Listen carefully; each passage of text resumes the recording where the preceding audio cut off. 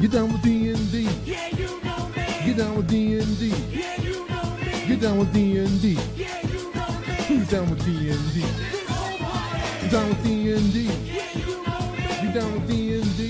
Yeah, you know me. I'm down with D&D. Yeah, you know me. Who's down with D&D? This whole party. Are you ready to get down with some D&D? I know I am, and I am joined, as I am always joined, by the Machiavellian, marvelous, and not very melancholy today, Mad Wizard Merwin. What's up, Sean? I am wide awake. Me too. On this glorious Saturday morning. It is glorious, right? A glorious sort of fall day. Yeah. I will take it. Well, we're going to get our kicks in with some Acquisitions Incorporated, but first let's do some announcements, right? Yes. Real quick, first thing. So Fandom, that's the company that makes D&D Beyond. They have acquired the rights to a role-playing game known as Cortex Plus. Cortex is the engine that fuels games like Leverage and Firefly and Smallville. And am I missing anything else? They're the supernatural role-playing game. There's a lot of property games. What does the Marvel superheroes game? That one too. Okay, that's what I thought. Marvel Heroic Role-Playing. Yep. Also, if you're interested in stuff like that, you should check out the Greater Than Games Sentinels of the Multiverse. It's sort of like a spiritual successor to that game. Yep. And it's really good. Yeah, and this is interesting to D&D folks because, Fandom is obviously a larger entity that just owns D&D Beyond. Mm-hmm. But so far, D&D Beyond has been, full in with D&D, right? Yes. It's an incredible tool. Lots of partnerships going on there. It's interesting to see what they will do, what Fandom will do with that, and how how D&D Beyond will change, if at all, based on that.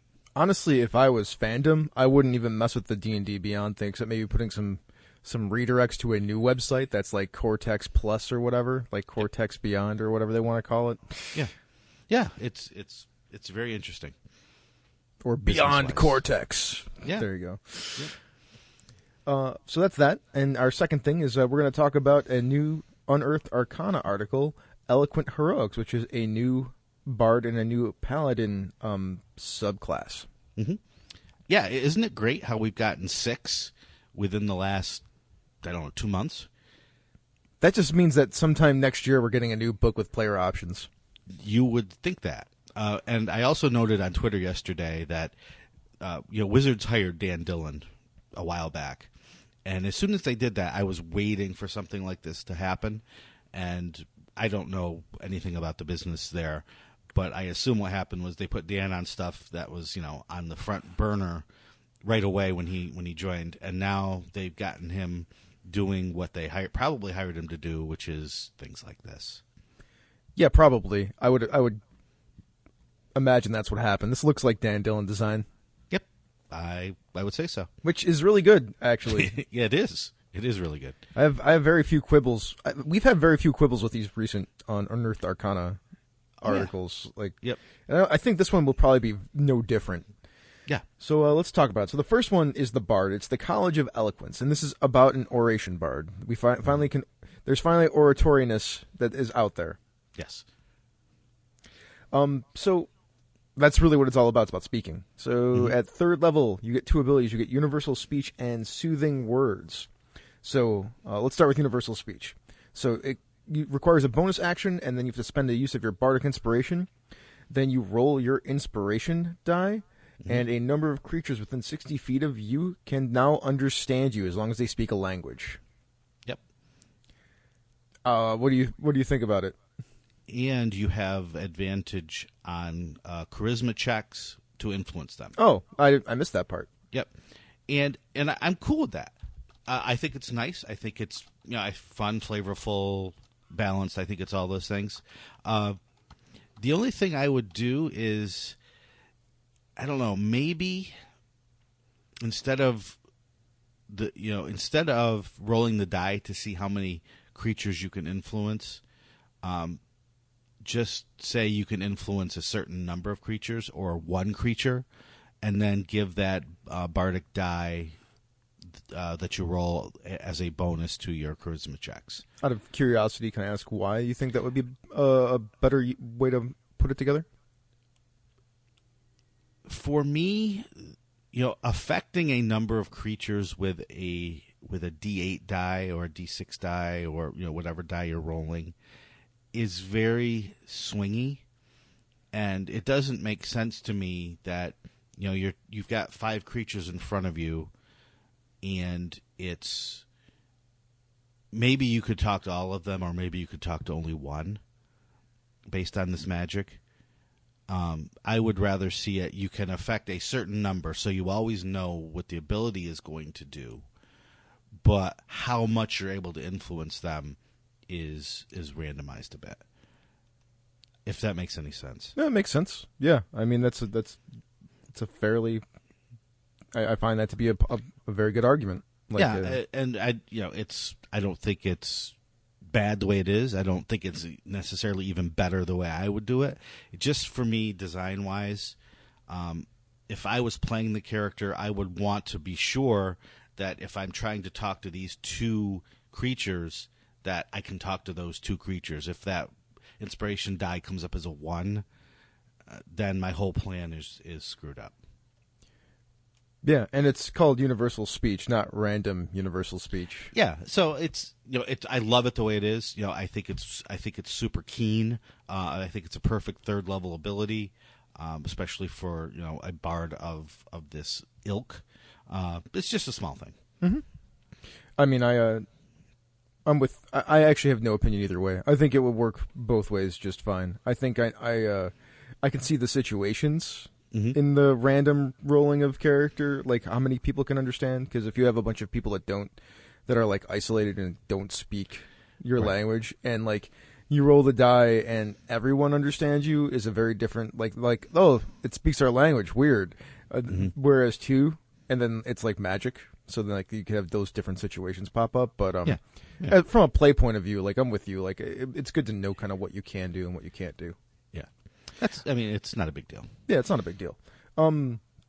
Soothing words that you also get at 3rd level, which you can cast the Calm Emotion spell without using a spell slot, a number of times per long rest equal to your charisma modifier. Mm-hmm. I think it's fine. Like it's got some punch to it, but it's not like broken or anything like that. Yeah, it's people sometimes do not give Calm Emotions the respect it deserves as quite a powerful spell in certain situations. If a creature you're allied with is frightened, you can unfrighten them. If they're charmed, you can uncharm them. And if a hostile creature is about to attack you, you can make them stand down for 1 minute or concentration, which can be huge. If you're in an overpowered situation and you need a minute to escape, excuse me. This is a powerful spell. Yeah, I agree. But people don't realize, at 13th level, the dragon comes, and for some reason you're all frightened now, and no one thinks, "Oh, Calm Emotions can rescue us from this," or "Oh no, the harpy's charmed, half the party." You don't think of Calm Emotions right away, but it's a powerful spell. So it's a really good It's not situational. It is situational, but it's a broader situational spell, and it's very useful. And it's only 2nd level, so it only costs a 2nd level spell slot. Yep. And then having it, as a bard, and your charisma modifier is probably like a 4 or a 3, so that means you can cast it 4 times per long rest. Yep. So it's good. I like it. It will come in very handy for lots of parties. 6th level, you get Undeniable Logic. So you have to spend a bonus action and a bardic inspiration. You use your bardic inspiration. Then you can choose one of 2 things. You can either deal psychic damage to a creature that they just take it, and then they make an intelligence saving throw, and they get disadvantage to their next saving throw before the end of your next turn. Mm-hmm. Or you can heal someone, a creature, with that inspiration die, and that creature then gains advantage to their next saving throw before the end of your next turn. Mm-hmm. I think it's fine.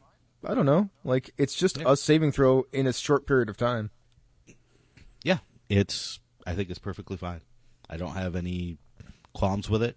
It's perfectly sound.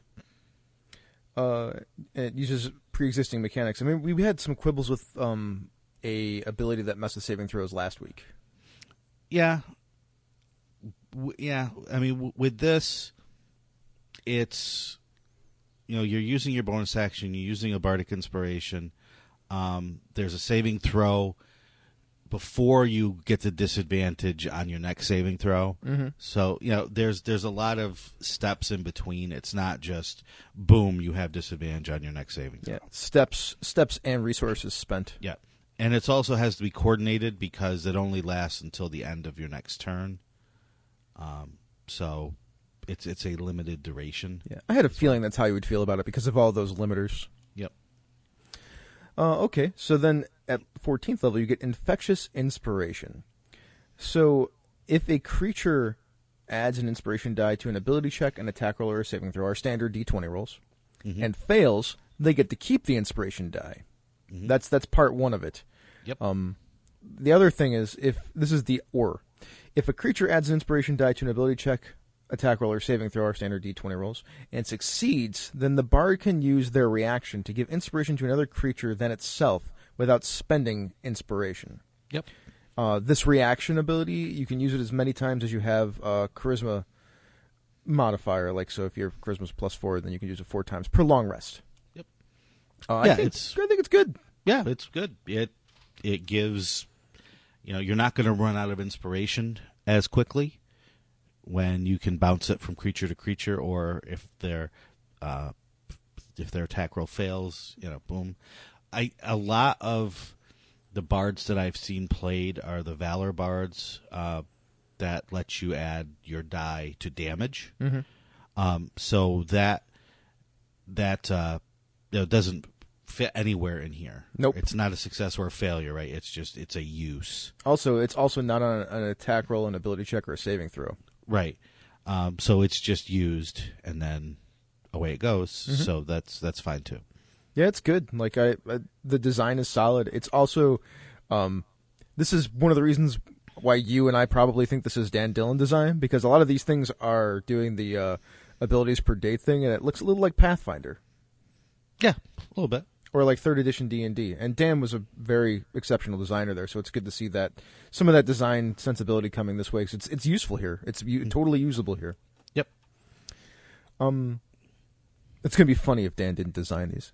Well, yeah. No, but I mean, I'm sure no one solely designed these. Yeah.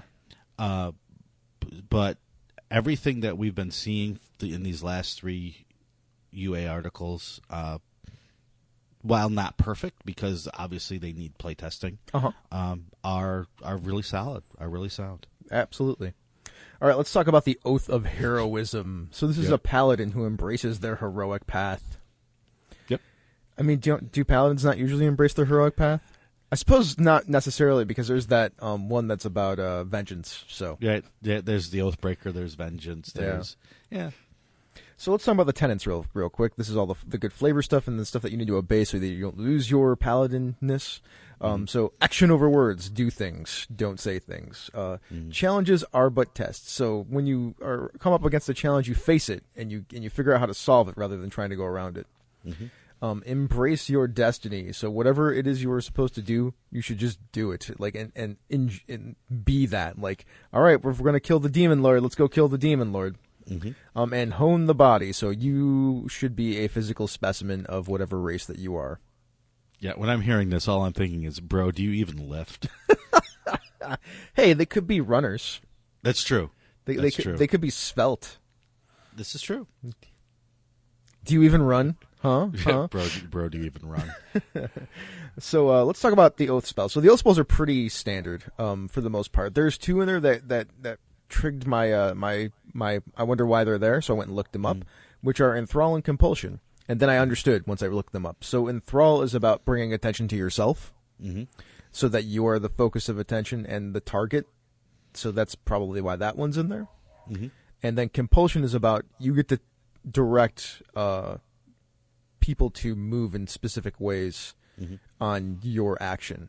Once again, another thing where you can basically make things walk away from your allies and towards you. Yep. And that's pretty much why they're there, I think. Yep. I think they're good. I think all the rest of them are perfectly fine, too. Yep. No qualms. Channel Divinity. You get Peerless, Athlete, and Legendary Strike. I think these both fit pretty well. So, of course, it's a bonus action to Channel Divinity. And if you're a Peerless Athlete, you get advantage on Strength, Athletics, and Dexterity Acrobatics checks for 10 minutes. That fits right into this pretty effectively. Yep. And then Legendary Strike, that's a bonus action. You can crit on a 19 or a 20 for a minute. Mm-hmm. That seems fine to me. Yep. I have no issue with that, especially with what's coming. Yep, Mighty Deed. So this is the seventh level Paladin ability. So there's a trigger. If you crit or you reduce a creature to 0 hit points, creatures up to your Cha modifier within 30 feet of you gain one of the following. Temporary hit points equal to a d6 plus your Charisma modifier, or they have to succeed on a Wisdom saving throw or be frightened until the start of your next turn. Mm-hmm. I think it's good. Yeah, I mean, it's not something that's there all the time because you either need to crit or reduce a creature to 0 hit points. Yeah, and you have to do it. Yep. And then if you do, you can scare your enemies or you can boost your allies. All good. Yeah, it fits right in the theme pretty well. Mm-hmm. Now, and the cool thing is you have to choose one or the other. You can't do both. So you can either give your allies the temp hit points, or you can frighten your enemies, but you can't do both. No, that makes it even better because it's a choice, right? Yep. Okay, so the next one is Glorious Defense at 15th. So now remind everybody, this is a tier 3 ability. These things should be pretty potent. And I actually did check these against some of the other 15th level abilities for Paladins. It's pretty, in my opinion, it's pretty in line, but here it is. Yep. So the trigger is you have to hit with an attack roll. When you do that, you can you have to be hit with an attack roll. Sorry. Mm-hmm. When you are hit, you can use your reaction to gain a bonus to your armor class equal to your charisma modifier. Mm-hmm. If the reaction causes the attack to miss you, the paladin, then you can turn around and make one weapon attack against the attacker. Mm-hmm. You can combo it with... I looked up Divine Smite and I looked up some of the other stuff. So, it's pretty powerful. It's pretty potent, but, Shawn, your opinion hits it on the head, so go ahead. Yeah. At first I thought, wow, that's really powerful. And I said, oh, it's a 15th level ability. Of course it's really powerful. Uh-huh. So basically, at 15th level, your paladin's charisma is going to be +4, +5. If you have, magic, maybe even higher. So, it basically each round, the first attack against you is, or one attack against you is going to be against a incredibly super high armor class. So you use that ability. Oh, you missed me. I use my reaction. Here we go. I attack you. Oh, I hit. I'm going to smite you. Oh, if I crit, I'm going to double the smite because we all know what happens when paladins crit. Yeah.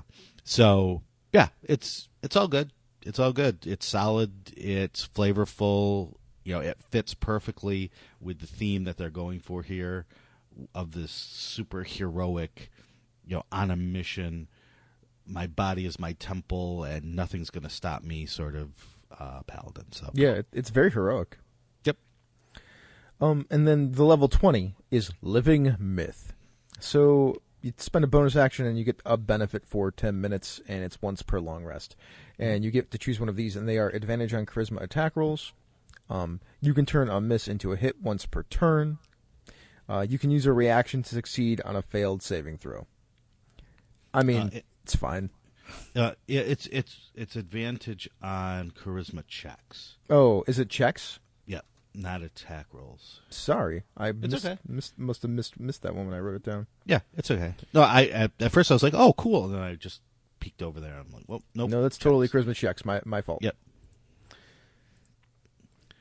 Yeah, I assume that's useful for something.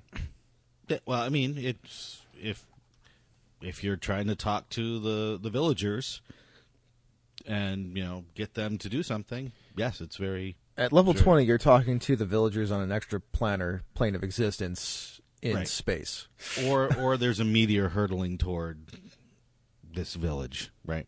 Or the Tarask is coming through, and oh, by the way, we got to get these villagers out of here. That sort of thing. Get up and evacuate the city. That motivate them to go away. Exactly. Give the speech in the wall against the oncoming demonic horde. Mm-hmm. Yeah. All right.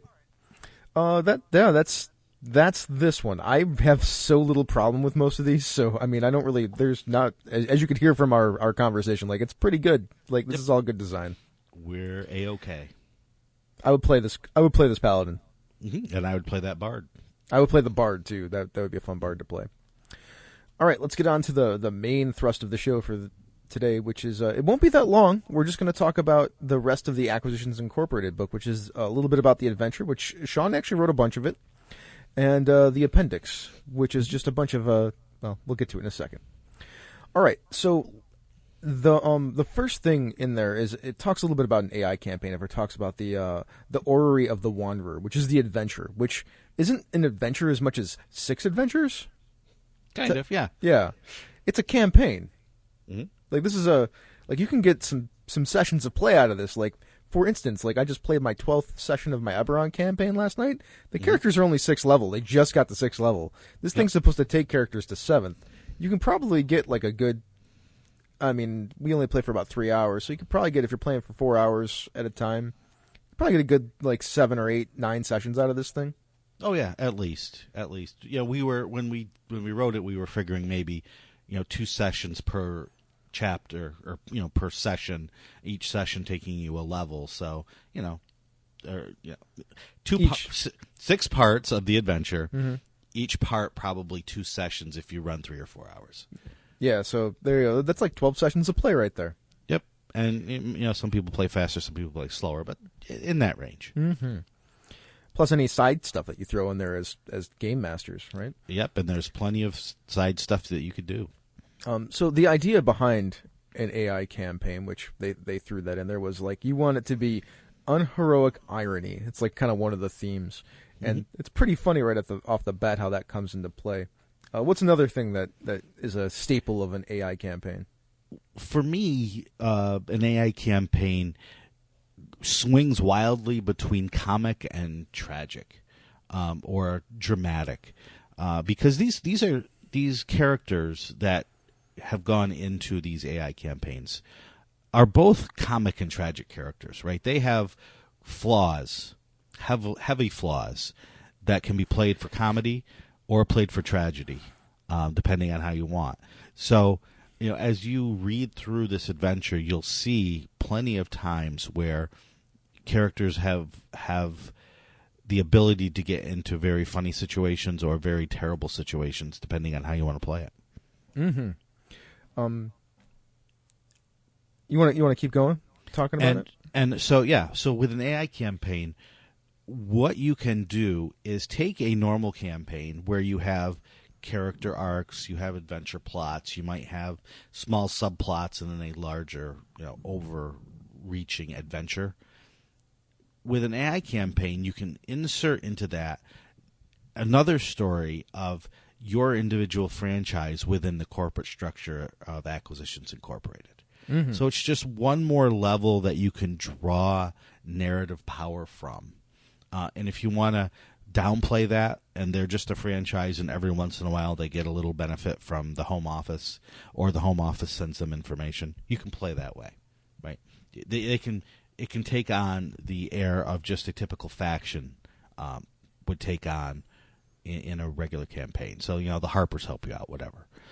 Or you can just drive that corporate franchise view of the campaign as hard as you want, and make that the focus of the campaign, where the characters are fighting to gain corporate power within this structure. And that's the main thrust, and everything else is just a side quest of that quest. And wherever you raise or lower the lever is where the focus of your campaign will be. The AI campaign, I think you want to keep that lever that Shawn's talking about kind of towards the middle or the high for the Wanderer, the Orrery of the Wanderer, because there's a lot of AI stuff and downtime stuff built into the campaign that would be very useful, and a lot of flavor from this book. Like all the factions and ideas and things are baked into it. So that's my suggestion anyway. Yeah, I'll talk a little bit about that later, but yes, I agree. And then the last thing with an AI campaign is you are presented with a vivid and memorable memorable group of NPCs that you can use in a number of ways. You can use them as allies, right? Omendron, Jim Darkmagic, Viari, all of these folks you can use as allies. As the campaign goes on, they may become enemies, right? If your group gets too powerful, and now you could walk in and you could absolutely smack down all of the higher-ups in Acquisitions Incorporated, they are not going to like that. And the millisecond that your characters become threatening in any way to them, or even if they don't, that could become a major plot. They can be used as foils, right? They could be the standard against which your group is seen, right?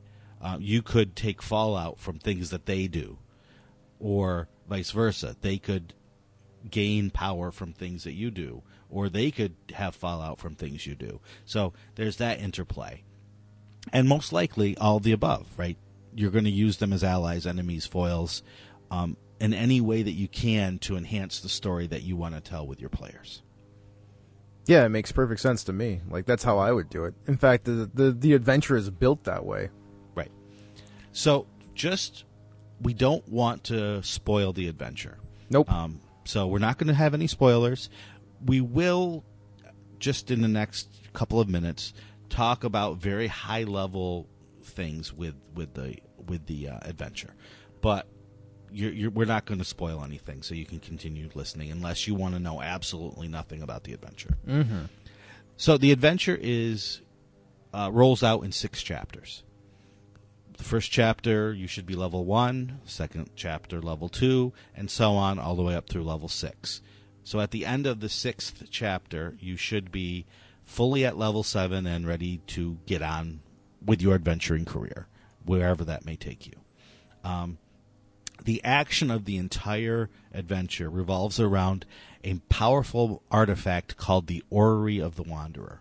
An orrery is one of those star system models that you see, like when you have high school, whatever class, science class, and it'll be sitting there, and the sun will be in the middle, and there'll be all these arms coming out of the sun with the planets. That's an orrery. So the adventure involves this magical item, and like many adventures, you're kind of collecting pieces of it to see what will happen. Mm-hmm. Well, now, not only are you trying to collect pieces of it, but other people are trying to collect pieces of it too. Absolutely. So, even if you remove all of the AI trappings from this adventure, there is still an adventure there that you can run for any group, because it is your very tropic collect quest. It's like a mini Rod of 7 parts. There you go. Now, what the adventure does, as Chris said, is it does specifically teach you how to run a campaign using these franchise rules that we've been talking about over the last couple of weeks. It tells you how to let your characters pay for part of their buildings that they find along the way. It gives you NPCs that would be perfect majordomos, or unskilled laborers, or skilled laborers. It does all that stuff. Yep. It shows you what happens when there's overlap, maybe, with other groups, and how you might want to play that out. It gives you business opportunities that you can do in your downtime. So it specifically not just generally says, oh, on your downtime you can run a business. It specifically gives you several businesses that you can interact with and become part of, or own, or run. So all of that is there as well. Yeah, it shows you how to add in new downtime actions between each adventure. Like, there's a lot of times where you're adding options to that to show that they can be added in the ways that you can do that. Yep. So all of that's there, and we try to start basic with the adventure. So if you have a new player, the first adventure is a typical dungeon crawl. And I will say this, the dungeon crawl at first level is tough. The premise is the adventurers are in over their heads, and so to show that, we had to make it a little tougher than maybe a typical first level adventure. So just remember that if you're DMing, and give them lots of opportunity to rest.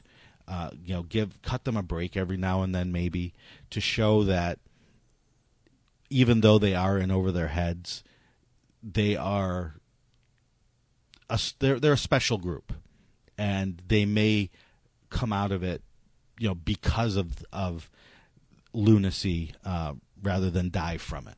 Because if you think of all of the comedy over the years, from Abbott and Costello to the Marx Brothers to Dumb and Dumber,